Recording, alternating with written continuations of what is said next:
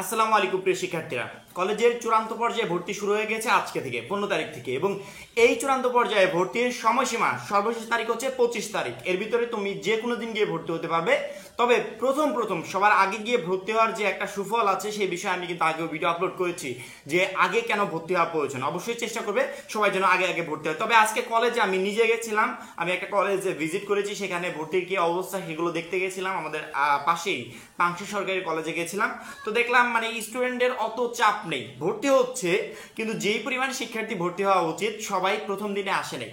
হ্যাঁ, আমার মনে হয় সবাই বিষয়গুলো বুঝতে পারে না যে প্রথম দিনে কেন ভর্তি হওয়া প্রয়োজন। কলেজ ভর্তি হওয়া যাদের শেষ, যাদের কলেজ ভর্তির কার্যক্রম শেষ, তাদের এখন গুরুত্বপূর্ণ অনেক কিছু করার আছে। তুমি এতদিন অপেক্ষা করছো যে আমি কলেজ ভর্তি ঝামেলাগুলো ক্লিয়ার করি, তোমার এখন ক্লিয়ার। তুমি টাকা দিয়ে দিয়েছো, মানে ওই কলেজের স্টুডেন্ট। তুমি এখন খাতা কলমে ওই কলেজে তোমার নাম উঠে গেছে, তুমি এখন ওই কলেজের স্টুডেন্ট। এখন তোমার করণীয়, আমাদের 30 তারিখ থেকে 30শে জুন থেকে ইন্টারমিডিয়েট পরীক্ষা অর্থাৎ এইচএসসি 24 পরীক্ষা শুরু হয়েছে। 30শে জুনের পর আমাদের বাংলা প্রথম পত্র, দ্বিতীয় পত্র, ইংরেজি প্রথম, দ্বিতীয় পত্র, গ্রুপ ভিত্তিক সাবজেক্টের ভিতরে আবার আইসিটিও শেষ হয়েছে। গ্রুপ ভিত্তিক সাবজেক্ট পদার্থবিজ্ঞান প্রথম পত্র, দ্বিতীয় পত্র, আর ওইদিকে তোমার শেষ হয়েছে হিসাব বিজ্ঞান প্রথম পত্র, দ্বিতীয় পত্র, এবং যারা মানবিকে তাদের আবার শেষ হয়েছে যুক্তিবিদ্যা প্রথম পত্র এবং দ্বিতীয় পত্র। এই যে টোটাল সাবজেক্টগুলো বললাম, তোমাদের এখন প্রথম যে কাজটা করণীয়, বিজ্ঞান বিভাগে যারা শিক্ষার্থীরা আছে তাদের করণীয় হচ্ছে বাংলা প্রথম পত্র থেকে শুরু করে বাংলা প্রথম পত্র, দ্বিতীয় পত্র, ইংরেজি প্রথম, দ্বিতীয়, আইসিটি এবং সেই সাথে পদার্থবিজ্ঞান প্রথম এবং দ্বিতীয় পত্র, এই বইগুলো টোটালি ফ্রি।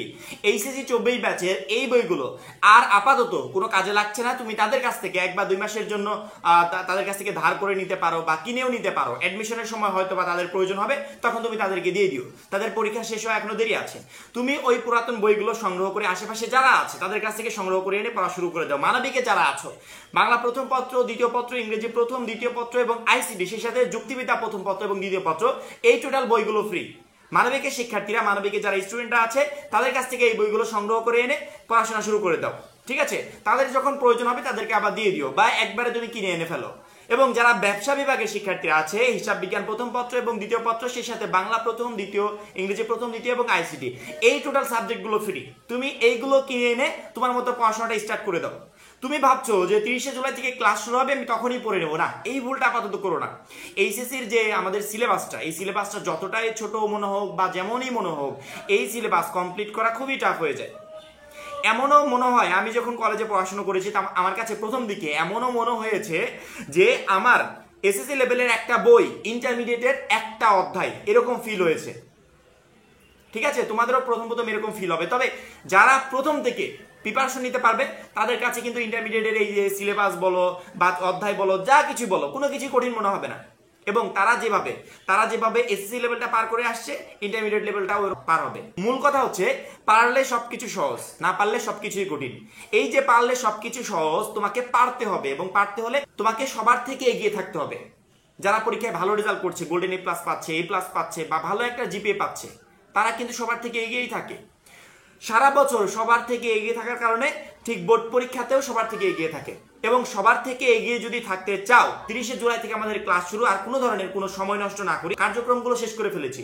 কলেজ ভর্তির আবেদন, নিশ্চয়ন, মাইগ্রেশন, টোটাল বিষয়গুলো শেষ করে আমি আজকে চূড়ান্ত পর্যায়ে ভর্তি হয়ে আসলাম, বা কালকে আমি চূড়ান্ত পর্যায়ে ভর্তি হবো। চূড়ান্ত পর্যায়ে ভর্তির পরে মেইন কাজ হবে বইগুলোকে কালেক্ট করা। এবং এইচএসসি 24 ব্যাচ যে পরীক্ষাগুলো শেষ করে দিয়েছে, কোন গ্রুপের জন্য কোন বইগুলো কালেক্ট করতে পারবে আমি কিন্তু বলেই দিলাম।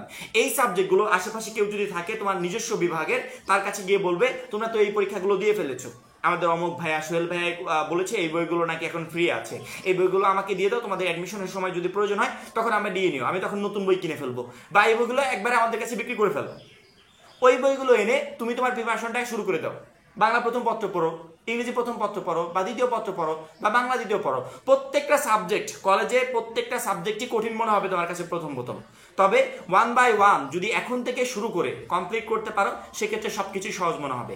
তুমি যেই কলেজে ভর্তি হচ্ছ সেই কলেজে যদি একটা টিচারের সাথে তুমি লিঙ্ক করো, যে কোনো প্রবলেমে তাদের কাছে ফোন দিবে, স্যার আমি তো নতুন স্টুডেন্ট, আমাকে এটা একটু বুঝিয়ে দেন। বা তোমাদের যে বড় ভাইরা আছে যারা অলরেডি কলেজটা শেষ করে ফেলেছে, তাদের কাছ থেকে যে কোনো প্রয়োজনে তুমি হেল্প নিতে পারো। তবে হেল্প নিতে হলে আগে তোমাকে জানতে হবে তোমার কি কি বই আছে, আর ওই বইয়ের ভিতর কি কি পড়া আছে। এবং এই পড়াগুলো জানার জন্যই তোমাকে বলছি কয়েকটা বই কালেক্ট করো, এবং কি কি বই এখন কালেক্ট করতে পারবে আমি কিন্তু নাম বলেই দিলাম। ওই বইগুলো সংগ্রহ করে পড়াশোনাটা স্টার্ট করে দাও। 30শে জুলাই থেকে আমাদের ক্লাস শুরু হোক। 30শে জুলাই সৌজন্যমূলক সাক্ষাৎকার হলো, শিক্ষকরা আমাদের সাথে মত বিনিময় করলেন, আমরা মত বিনিময় করলাম, কিন্তু আমাদের অ্যাকচুয়াল পরিমাণ পড়াও কিন্তু শিক্ষক করে দিবে না। আমাদের প্রিপারেশন আমাদেরকে নিজেদের নিতে হবে, নিজেদেরকে পড়তে হবে, এবং নিজেদের একটা বেস্ট প্রিপারেশন নিতে হলে তোমাকে এখনই কলেজের বইগুলোকে কালেক্ট করতে হবে। যেই কয়টা বই পারো সংগ্রহ করো, পুরাতন বইগুলো সংগ্রহ করে পড়াশোনাটা শুরু করে দাও। কলেজের অনেক টিচার দেখবে অলরেডি কিন্তু প্রাইভেট পড়ানো শুরু করে দিয়েছে, সেখানে শিক্ষার্থীরা প্রাইভেট পড়ছে, তাদের সাথে যোগাযোগ করো। তুমি যেহেতু কলেজের সকল কাগজপত্র জমা দিতে একবার হলেও তো কলেজে গিয়েছো নাকি, একবার হলেও যখন কলেজে গিয়েছো সেই ক্ষেত্রে আমার মনে হয় ওই কলেজ সম্পর্কিত তোমার একটু ধারণা আছে। ওই কলেজে মনে করো বাংলা প্রথম পত্রটা তুমি পড়তে চাও বা বাংলা দ্বিতীয় পত্রটা পড়তে চাও, ওই কলেজে গিয়ে জিজ্ঞেস করো যে ইন্টারমিডিয়েট ফার্স্ট ইয়ারের বাংলা প্রথম পত্র ক্লাসটা কে নেয়। শিক্ষক, তারা তোমাকে শিক্ষককে দেখিয়ে দিবে বা পরিচয় করে দিবে। ওই শিক্ষকের কাছে গিয়ে বলবে, স্যার আপনি কি কোনো ধরনের কোচিং বা প্রাইভেট শুরু করে দিয়েছেন বাংলা প্রথম পত্রের জন্য বা বাংলা দ্বিতীয় বা আইসিটির জন্য? শিক্ষক যদি বলে হ্যাঁ আমাদের ব্যাচ আছে যারা পড়ছে, তাদের সাথে জয়েন করে নাও।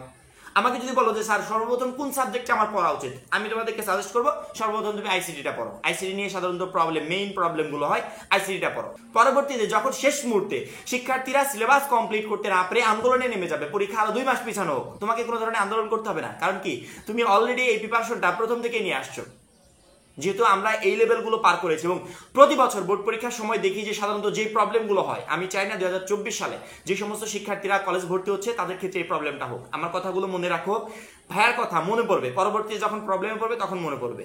আমি চাই না যে আমার সাথে কানেক্টেড একটা শিক্ষার্থীও প্রবলেমে পড়ুক। যে কথাগুলো বললাম সেই অনুযায়ী কাজ করো, ইনশাআল্লাহ ভবিষ্যৎটা তোমারই ভালো হবে। এখন এই পর্যন্ত কলেজ ভর্তি বিষয়ক পরবর্তী সকল গুরুত্বপূর্ণ আপডেট আমাদের চ্যানেল থেকে পেতে অবশ্যই আমাদের চ্যানেলটা সাবস্ক্রাইব করে পাশে বেল আইকনটাতে ক্লিক করে রাখবে। সবাই ভালো থাকবে, সুস্থ থাকবে, খোদা হাফেজ।